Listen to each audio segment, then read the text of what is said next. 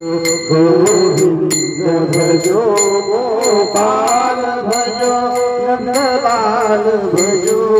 गोपाल भजो गोविंद भजो गोपाल भजो नंदलाल भजो गोपाल भजो गोविंद भजो गोपाल भजो नंदलाल भजो गोविंद भजो संगीत गोविंद भजो